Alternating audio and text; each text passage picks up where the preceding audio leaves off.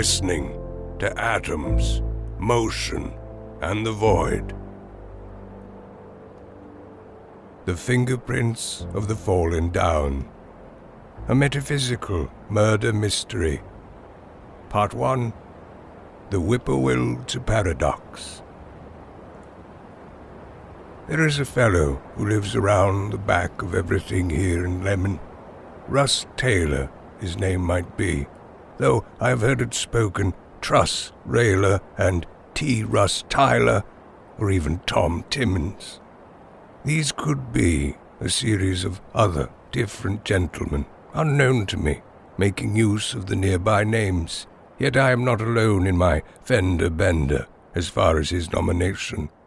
I have heard others remark, that lunatic Russ Taylor, or Truss Tyler, or whatever it is, pulled out my marigolds and put in one of his whippoorwills. And indeed, that is almost all there is to know about Russ Taylor. His name is rubble, his marbles have rolled away, he pulls flowers from the earth and installs homemade whippoorwill clocks in their place. While not chronometers of the ticking variety, they do tell time and evidently have other special secret uses beyond horology. Russ Taylor makes no claims about his clocks. He has never, to my knowledge, taken responsibility for them. He did not originally name them, nor yet does he hide his hobby as much as refuse to discuss it. He is a tall and ragged man with long arms and a face full of lines. As to the clocks themselves, each is a feather bound to a stick, bound to a rock. Of these, the stick is the most generic. It can be pine or birch or elm, as long as it is wand-like and dry. But the feather is always from a whippoorwill, and the stone is always from the river. Altogether, the contraption looks as though a child had attempted to make a sailboat that could also swiftly double as a tomahawk. While I know the basic functions, I have never learned their principles and cannot therefore make any use of the whippoorwills myself. Apparently, one simply observes the feather's shadow as it points toward one of the 12 scratches on the stone, with each mark being the scrawled representative of one of the 12 hours. But the scratches are randomly etched in a senseless pattern that looks on the dark stone like shooting stars in the night. By moonlight, the 12 scratches evidently mature and serve as stand-ins for the different months. And the way the shadow falls across whatever monthly scratch further provides evidence of the exact day itself. These operations are mutually exclusive. Thus, during the day you may discover the general hour, but not the month or day. At night, you may gather the exact date, but not the time. Evidently, there is also a way to learn what year it is, if one has somehow forgotten, using the shadow thrown by the tip of the generic stick this time, rather than the feather. Around the edge of the stone is a winding symbology that, need I say it, makes no visible sense to me, but which hieroglyphs are useful in the various arcane functions, including the fact of the year. Rumors of the whippoorwill clock's uncommon use have cast into the distance, and now pull a small but steady crowd of oddly dressed strangers to stand in our flower beds here in Lemon. Whatever occult use they make of the clocks, their secret is kept, like a prohibition password, reserved only for those whose wobbled souls clearly demonstrate an allegiance to moonshine. It is a witch-like community of enthusiasts that seeks out the mysterious whippoorwills, is what I mean, in long robes and funny hats and dirt in their pockets. Not myself being a witch or wizard, despite frequently bearing loam in my cotton envelopes, and always with a funny hat on my head, still I am kept in the dark, and not in the know. Then again, I have never been in the know. I have never driven to the know, or even had the know vaguely pointed out. I believe I may have been born in the honey light of the know, but departed soon after, for parts both dark and unknown. Regardless, it is easy to guess that these shady visitors, who wear handmade blankets and smell of sweet smoke, use the clocks in the service of spells, or ghosts, or futurism. As might be expected, the full brigade of human feeling has been aimed at the clock's inventor, Russ Tyler. In town, both he and his whippoorwills are points of charm and misery. His clocks are beloved, considered works of art, believed sacred of the earth, ingenious, oracular, a fundamental discovery, a way forward. They are also deemed ugly, malignant, demonic, a blight, useless, snake oil, and, to a small contingent, somehow pornographic. Russell himself is either a saint or the devil. There is some harmony, as far as the state of his sanity, that he has none. Everyone agrees that his deck of cards has been dealt to the wilds. In the gentle story of his madness, it is also widely believed that he suffered a precipitating, long-ago loss, a kind of breakage from which he could not, nor could anyone, the sweet legend allows, recover. So those are his clocks, and that is him. I describe this in detail because my latest small errand arrives by way of a recent accidental discovery of a whippoorwill clock in a field of pansies, which clock I would surely have overlooked had there not been a violent emission of gunfire from the nearby forest. I suppose I had been daydreaming as well, deep down and swimming my fathoms. In my startled defense, I ducked so swiftly down that I toppled into the fuzzy arms of the underclover, and there it was, lodged in the dirt, a whippoorwill clock. From the regrowth of the flowers, I guessed that the clock must have been there for some time, years perhaps. I brushed myself off, panned the forest for signs of the hunter, and then stared at the clock for a while, wondering, as I always do when I come upon one, if I might have somehow acquired the knack of it. And in fact this time it seemed I had. What I saw disturbed me greatly, for the middle morning sun upon the feather had cast an inky shadow that pointed directly at the number 79 on the circumference symbology, 79 being my current age. When I kneeled closer to make sure of the number, I discovered only a myriad of scratches. On both feet, directly overhead, the inscription of numerals came into focus, but the slightest movement to one side dissolved the 79 into a blurry mess, a kind of optical illusion that required an exact perspective. I felt certain that I had at last made some headway into perceiving the clock at work.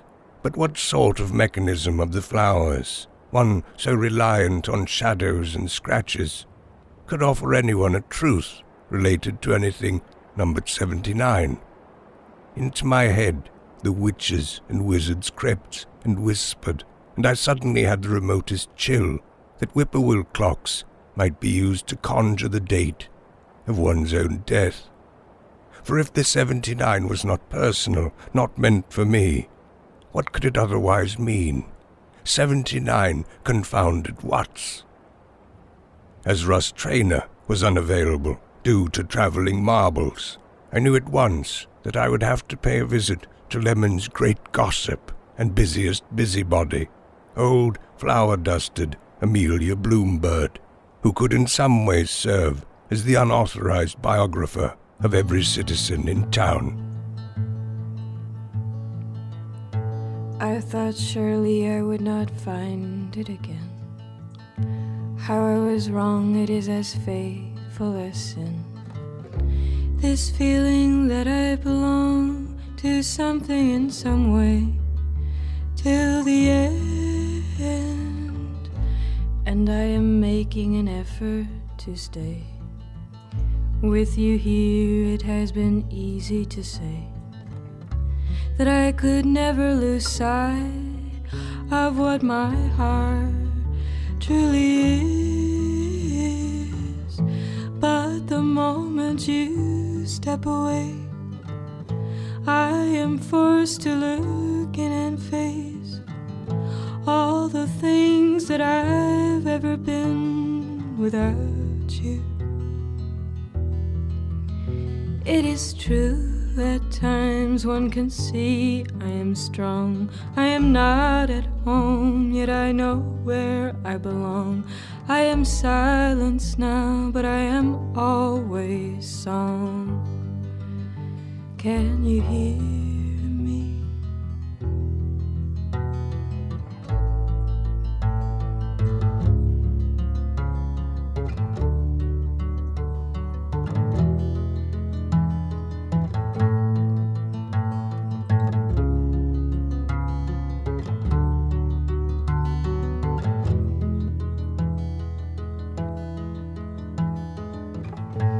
I thought this time last year I'd be dead. It's quite strange, the thoughts that pop into your head when you're busy smiling, surrounded by your closest of friends. It is impossible to escape the sound of the dark that is following around. But I just go for a walk in my mind, and the light can be found. And the moment I step away, you are forced to look in and face all the things that you've ever been without me. It is true, at times one can see you are strong. You are not at home, yet you know where you belong. You are silenced now, but you are always song. I can hear you.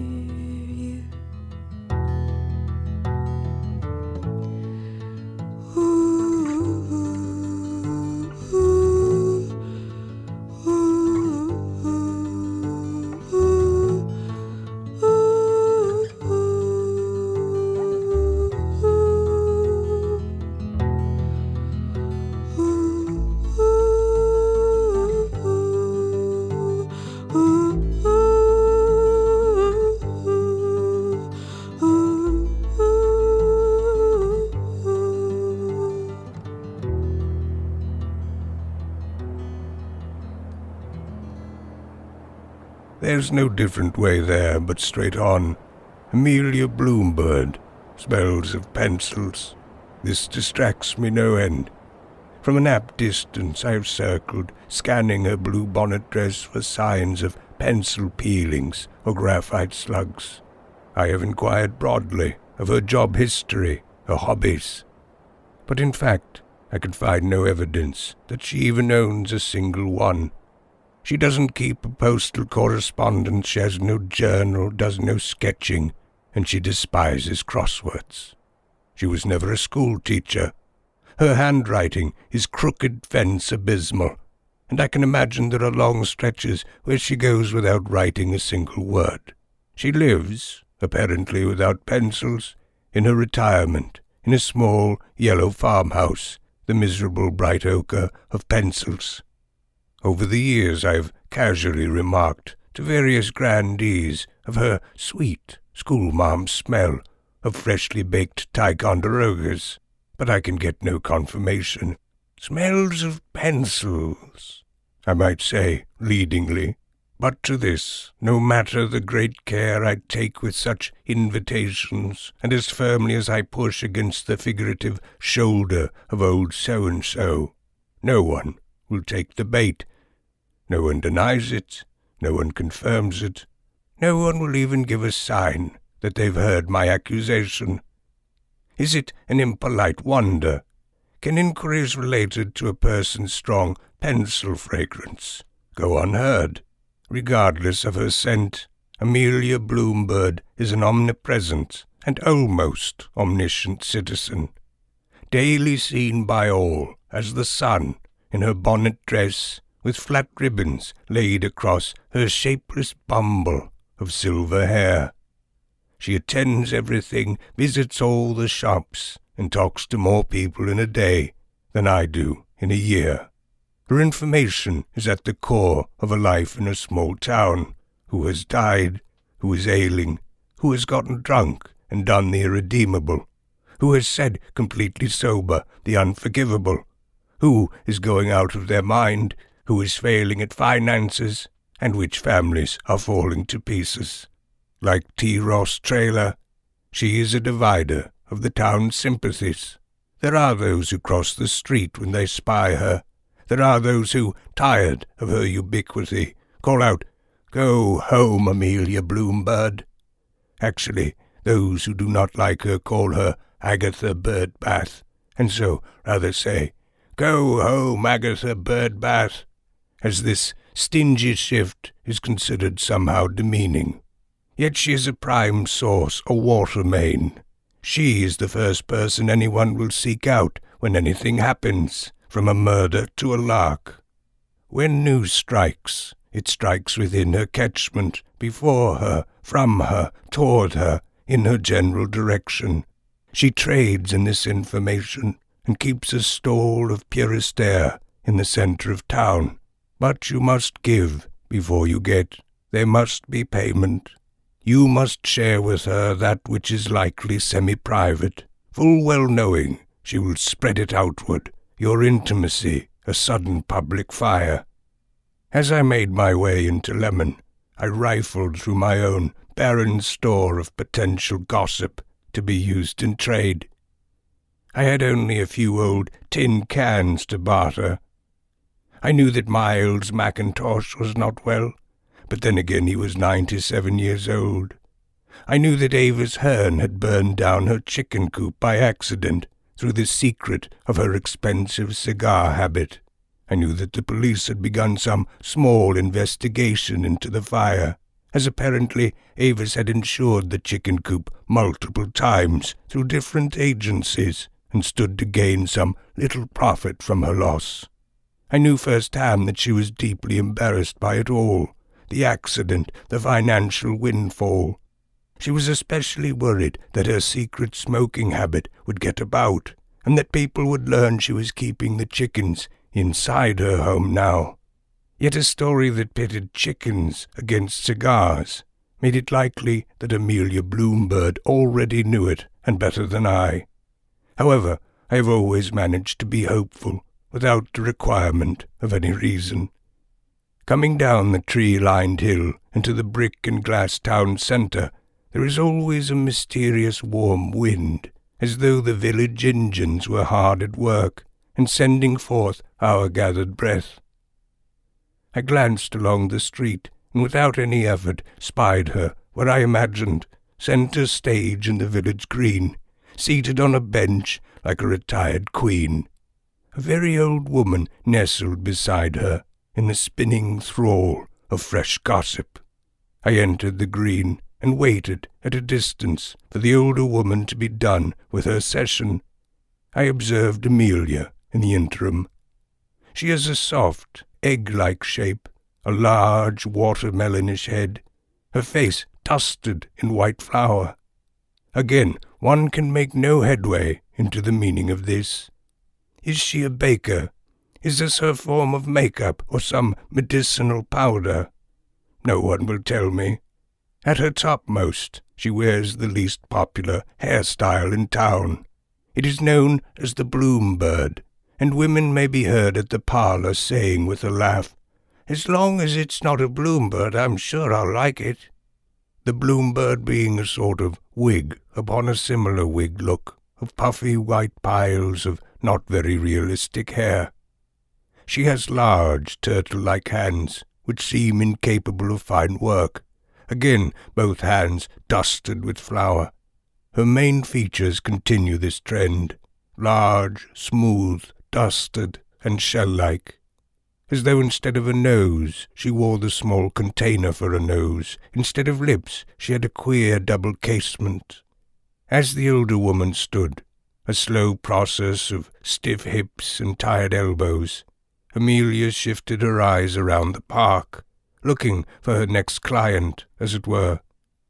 Spotting me loitering, dunce-like beneath a lamp, she nodded and drew me toward her, and as I approached, she stood, as though this was some prearranged and formal meeting that required international notions of polity. I prepared to shake hands and readied my expression, but her arm did not extend. We'd known each other for many years, of course, but I couldn't recall the last time we'd spoken. She was that sort of local celebrity whom one often observes over the shoulders of others. I had eavesdropped on her weekly, if not daily, but rarely conversed with her directly. I therefore had the obstacle of this prefigurement to overcome, as though talking with a person of historical value, like Emily Dickinson or Abraham Lincoln. Amelia's quite unlike either of these enigmas, but Emily and Abraham are the historical figures I rely on in such moments of reference. "Sit," she said, in the take-charge manner of a psychic who instinctively senses a clumsy new customer. "How are things, Sherwin?" she said, to hobble us along. It wasn't a question, and her tone was playful. She was making mild fun of my awkwardness, which teasing again was meant to soften me. "Very good, Amelia," I said, and smiled. It really was ridiculous, the trouble I was having. "I have just come from the Menson Fields," I said. "Hunting season, I hope you're keeping safe. The bullets are flying, but are the pansies still in their colour?" Amelia asked. She had a trying conversational mode of linking unalike fragments. "The bullets are flying above the brightest flowers. The bullets are flying above the brightest flowers," I said, as an old admiral might, peering through binoculars at hills exploding in reds and yellows. I felt obligated to responsibly dispatch all of her inquiries. After a moment, I persevered independently. "I found by accident one of Russell's Whippoorwills," I said, "in the pansies, a few years old, I imagine." "I didn't know he kept one up there, but surely you have a vest," Amelia said, pleased to have gained this small bit of information. Her eyes shifted to one side, as though she were adjusting the topography of the map of lemon she kept in her mind. "I have never been able to read the clocks," I said, "and I sadly have no protective orange vest, but I'm curious about them. The clocks, I mean. Very mysterious, very hard to learn, very few know how," Amelia said. She stared at me, unblinking. I needed to deposit my penny here. "Avis Hearn," I began. Amelia tisked. "So sorry to hear about her coop, but then again cigars. There's a lesson for us there." "Is there?" I said. "For all of us, you think?" "Miles Mackintosh?" I queried the air. No," Amelia said distastefully. "Was there something about this particular whippoorwill that caught your interest?" she asked. I shifted with discomfort. The intimacy I wished to avoid sharing was my experience with the clock. I did not relish the idea of the town knowing my susceptibility to omens. "I mean, we've had whippoorwills around us for years," she pressed. "Hardly anyone knows or cares how to use them. Why the sudden interest, one wonders?" My heart dropped. She had set her price. She leaned her eggness toward me, almost flirtatiously. A light skiff of powder tumbled from her cheek into the air as a kind of mini-cloud between us. The smell of pencils was stronger than ever. "Very well," I said, with a sigh, and surrendered. I told her quickly and as painlessly as I could. My only narrative problem was that I kept imagining her paying it forward. "A rare visit from Sherwin Sleeves," I could hear her saying.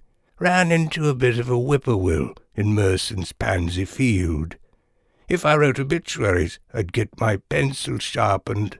79 he saw, and not wearing a vest, and hunting season, and gunfire in all such places where he goes.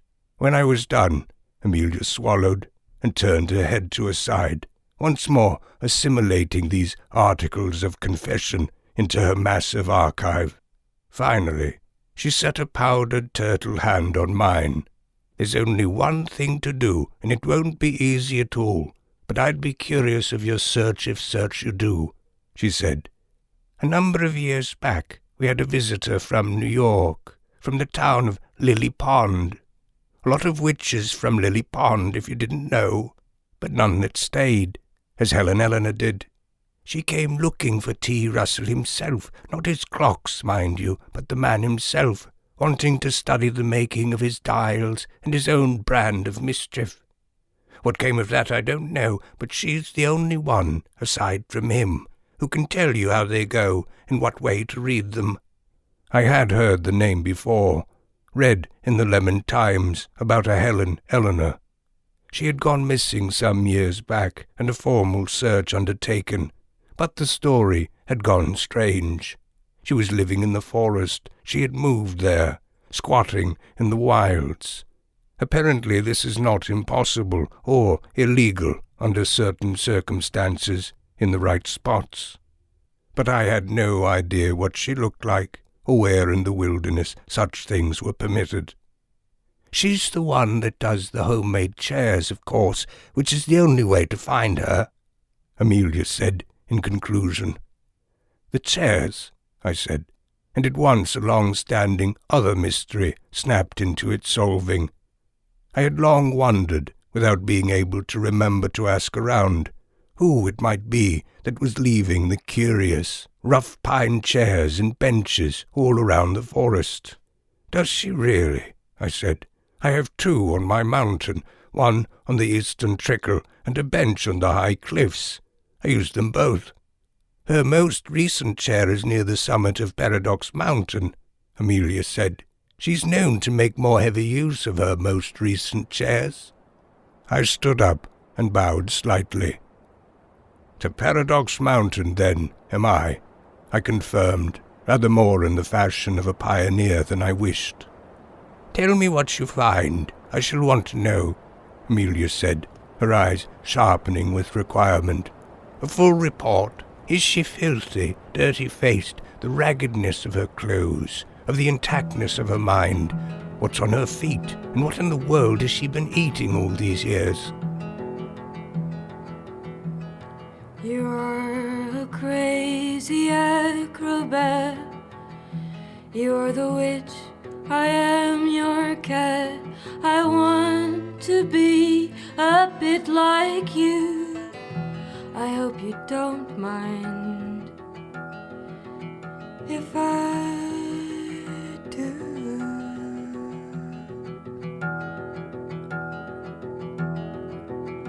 I love the way your body's made. I love the way your voice is sex. To be the whisper upon your ear. I want to be the bed you miss.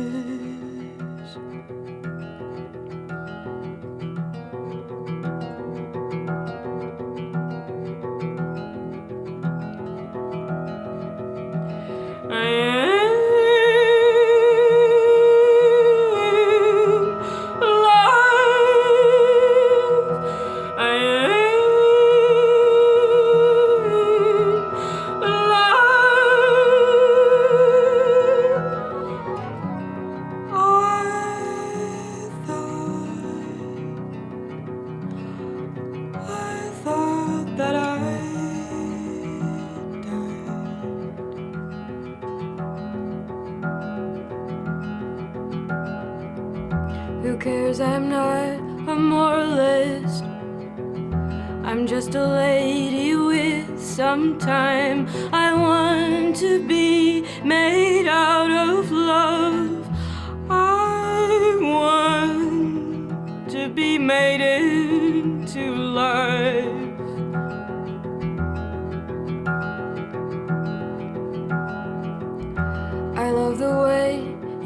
take a walk, and all the things that you see with your eyes, oh, to be that distant thought, some growing meaning in your mind.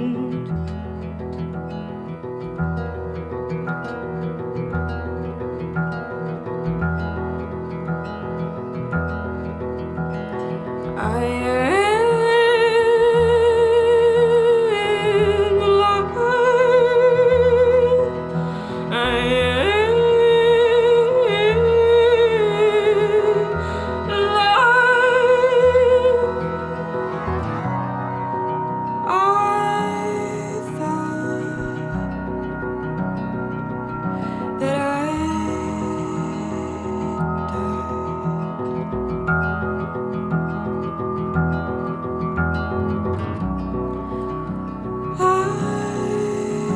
thought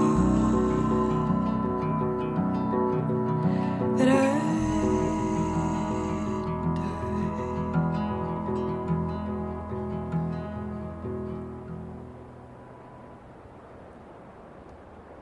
From the perspective of downtown Lemon, one can see Paradox Mountain in the western air above the river in the form of two very neat isosceles triangles.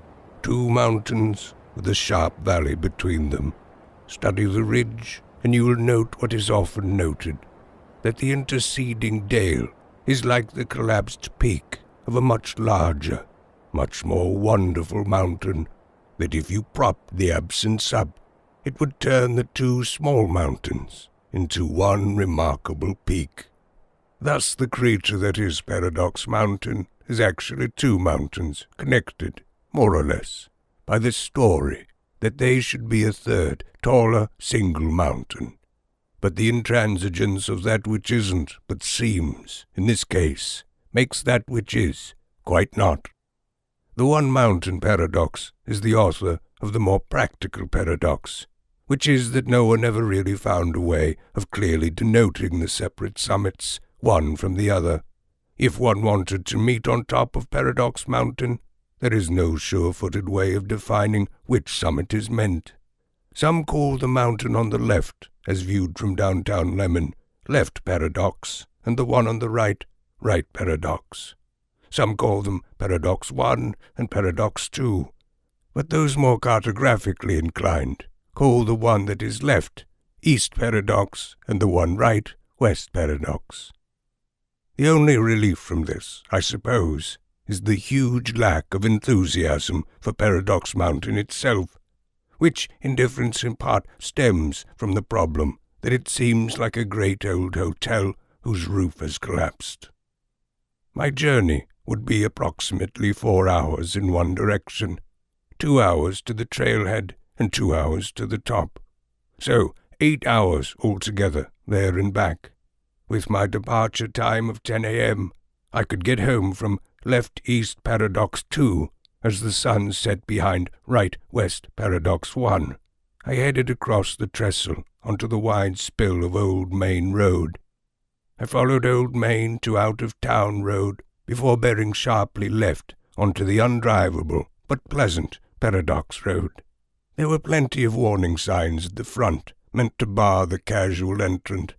Road not maintained for winter, 4-wheel drive advisory, moose warning, bear country, no gas next 30 miles, Paradox ahead.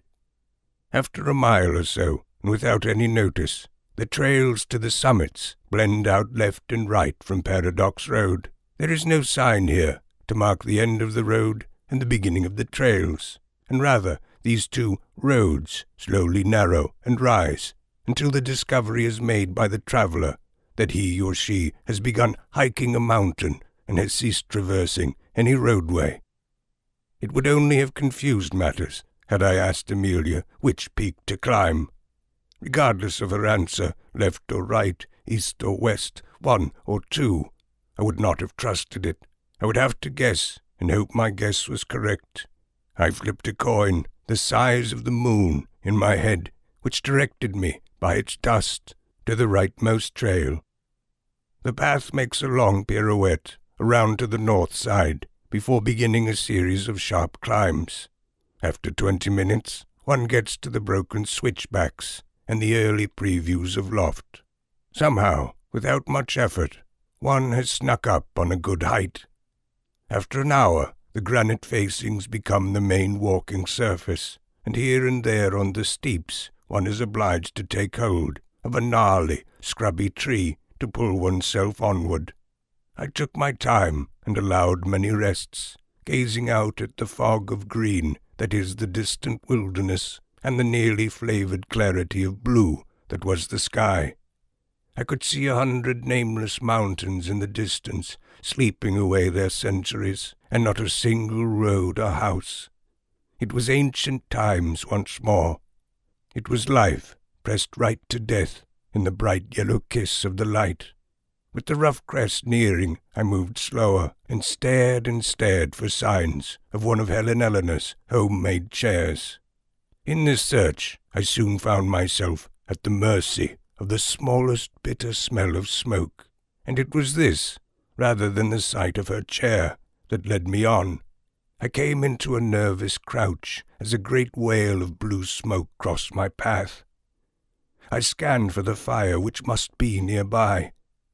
I had the sense that Miss Eleanor would run off, like a fabled creature, at the first sign of civilization. To the east was the unfolded grey extension of a promontory. At its furthest peninsula there stood a small, decorative tree, black and dangled against the blue sky. The stony peak of the summit swang above me so close I felt I could touch it.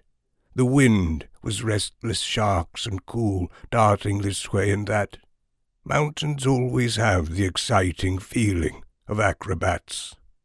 I waited for the air to quiet, that the smoke might perform better from its location, and then, as sight had fallen to scent, so scent fell to sound. It was during just such a lull of winds that I heard faint music twinkling toward me from the area of the peninsula. It had the spooked but merry sound of a song played under water. I crossed off the trail and dropped for a moment into a small section of forest before coming out onto the promontory. I stepped over the grassy fairway between the statuary of boulders and small bushes. Beneath the drooping tree at the peninsula's tip, someone appeared to be sleeping, Rip Van Winkle style, with the unattractive, splayed look of great fatigue. Now, instead of smoke, I could smell the grimy works of mineral spirits and oils, the sweet clay fragrance of paint.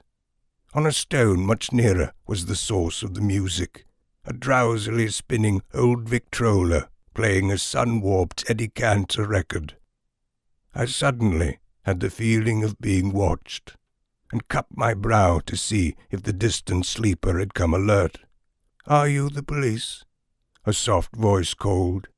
I thought at first it was some artifact from the Eddie Cantor, but then there was a grey shifting right before my eyes, and I noticed with shock that there was someone not 10 yards away from me, hidden but only slightly behind a juniper. The woman did not stand, but stabbed the bristles of her brush against a canvas whose ash and jungle tones blended perfectly into the scenery. Indeed, the woman's dust-brown outfit and auburn silver hair were an absolute camouflage to the stone and grass. I took a step toward her painting, until I saw what I now expected, a handmade chair of fresh birch. "The police," I repeated. The woman tossed her brush into a tin of solvent and stood.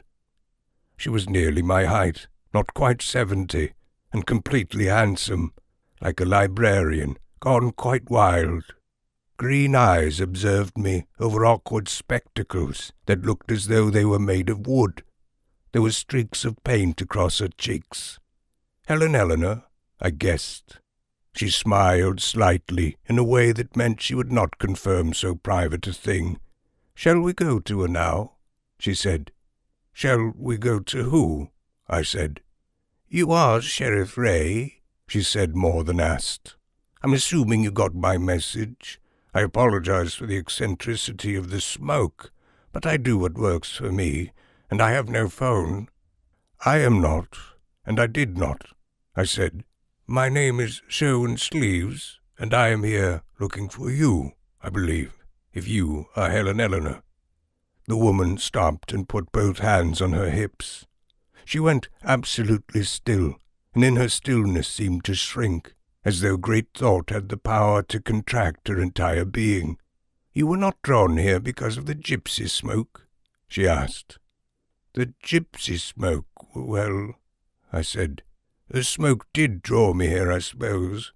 I could smell it, and so, in some ways, yes." There was now in me a wooziness, a striking inability to follow that which had only just preceded. Time felt suddenly shuffled, as though the moment yet to come were being slid behind the moment that just was. I had the sneaking suspicion that something was terribly wrong inside me, and yet the very mechanism which judged such things had itself been shut down. "Well, you must be here to help summon the police in some way, then," she said with some satisfaction. "These smoke charms have a way of inventing their own solutions." "Smoke charms?" I said. Or had I said it? The light pulsed around her head and then darkened. "Do you have a phone?" she asked. "I suppose that would be fine, one of those phones that everyone has." She made a strange crocodile motion with her hands. "A cell phone," I guessed, but not from her sign language. "Yes, exactly." "No," I said. "I mean, I do have one, but I don't." I struggled to imagine where it might be. I felt my pockets. Sometimes it was accidentally there, though almost always out of power. She grabbed her chin and tugged it. "Peculiar, curious, and reversed," she said in a rolling way. It was her form of a puzzled curse. "Maybe if you looked at the painting, it might help," she suggested. She waved me toward it, and I struggled over my smoke-charmed legs. "What do you see?" she asked. What I saw in paint was roughly what there was on the peninsula: the tree, the figure, the promontory stretching into the blue sky. It was obvious that she was more than an amateur, and had found her voice in such composition. The sound rough strokes from the large brush and the dirty swirls of colour had an attractive, bruising way of making the scene by way of vague and slovenly forms.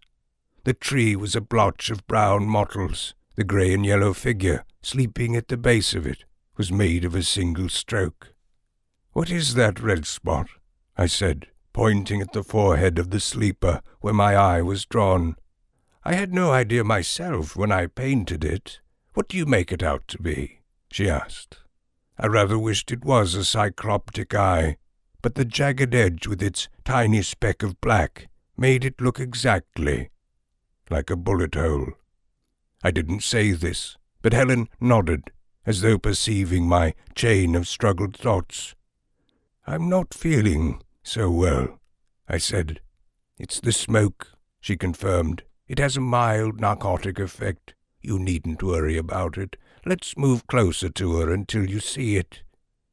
All of my senses were on the decline, and my stomach was churning. The woman in wooden glasses led me along the grass and stonework of the peninsula. My eyes flooded abstractly with light and shadow, losing their instinct for focus. "Who is it there?" I asked. "A stranger," she said. "But even if I'd known once, I wouldn't now. I've forgotten who you are already," she said. "I am Sherwin Sleeves," I said, slurring now like a drunk. "And I have already forgotten it again," she said, smiling.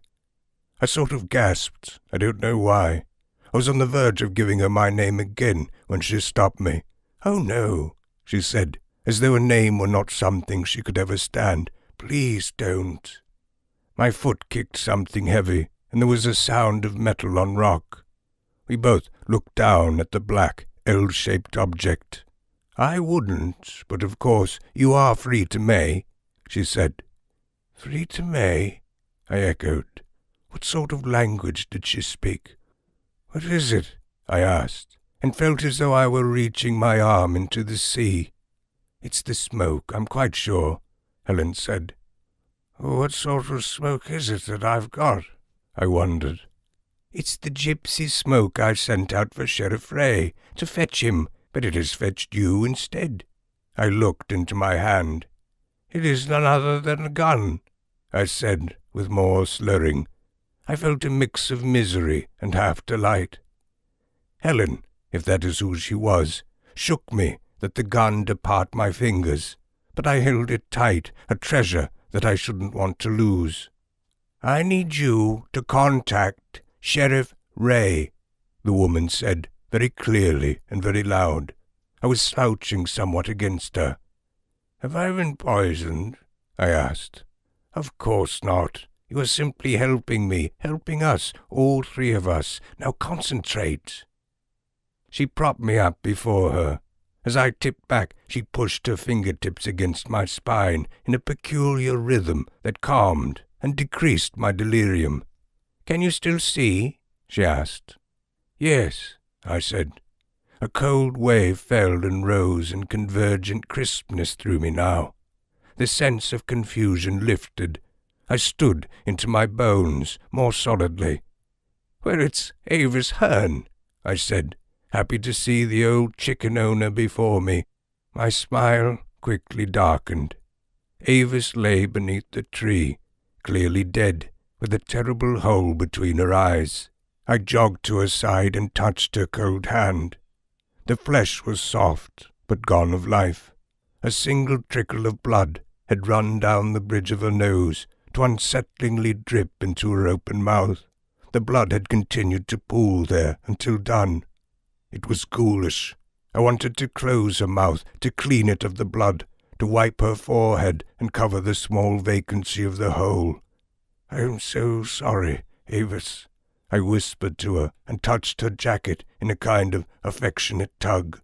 I thought of her chickens clucking in dark rooms stashed with unsmoked cigars. I repeated my warm murmurs and sympathies until I felt a nervous buzzing against my right knee. I looked down at the shaking electronic square of Avis's cell phone. It bounced against me like a hungry baby bird. I picked it up. It felt lighter than air and lifted my arm into the sky. I struggled to keep hold of it, then battled it back down. I opened the shaking phone and squashed the buttons until I heard a voice. Avis, the voice said. Sheriff again. I'm sorry, but more bad news about the chickens. Sheriff, I said. I burst into tears from the poison of the smoke and the fact of poor Avis's death. I was on Paradox Mountain, I told him. Avis Hearn was dead.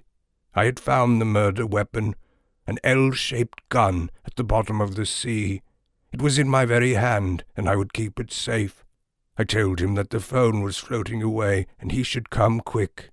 That a certain enchantment of gypsy smoke had done me in, that I was in a kind of trance and should be forgiven, that Helen Eleanor had done a painting from the distance, and through purest accident had painted the bullet hole, that I would be her alibi in this, if ever it was needed. The phone fell from my hand and floated slowly upward into the branches of the tree, where it stuck. I lay down to sleep beside poor Avis. If I had had a cigar, I would have slid it into her hand. A diamond came to my eye, and warmed into a tear, and fell down my cheek with the feeling of a scratch. Avis so would have enjoyed a fine cigar to hold. I could even light it. Sheriff says we mustn't move, I called out to Helen. The words sloshed against my jaw. That we should consider ourselves, as free as we are, under arrest for the moment. Before shutting down, I let my eyes swim over the scene. The Victrola was gone, the painting and easel removed. Helen Eleanor and her wooden spectacles had vanished. There was no smoke or chair or music now, just the sound of the lullaby breeze as the peninsula cut notes from the larger winds. I tightened my grip on the gun, and then took Avis's cigarless hand in mine, and we too traveled off into the slumber of other kingdoms, with castles as different and similar as the two summits of Paradox Mountain. Laying down my armor and send me to sleep like a boat on the harbor, made of horse, cows, and sheep. There's a boy in the mountains laying down in the stars, and the one with my heart lost her heart to the war.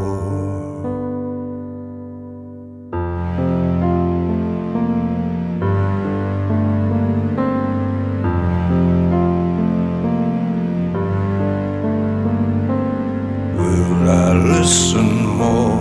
Can I silently whisper to the wind and forget the sin?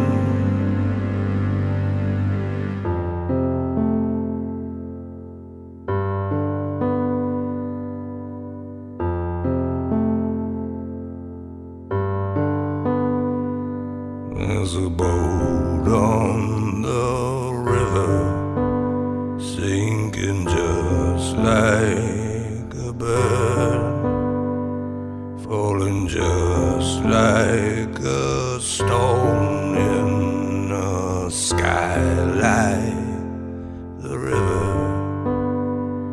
There's a boy in the mountains laying down in the dirt, and maybe he's dying, but it's her that he's hurt.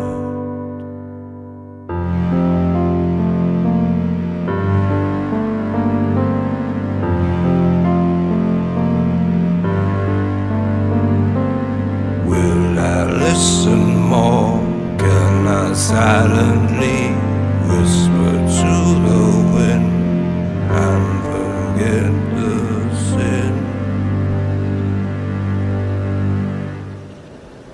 You've been listening to Atoms, Motion, and the Void.